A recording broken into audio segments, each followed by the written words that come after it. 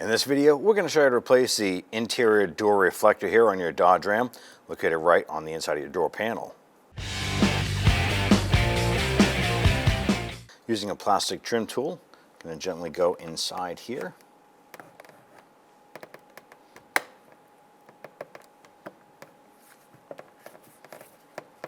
I'm going to pop out the top side here. There's one lock tab on the top, two little buttons on the bottom here.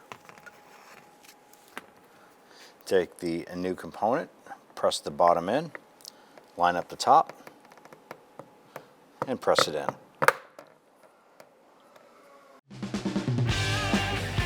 When only the best will do, demand TRQ. The only company that lets you view before you do. TRQ is committed to offering the highest quality aftermarket auto parts that are engineered for peace of mind.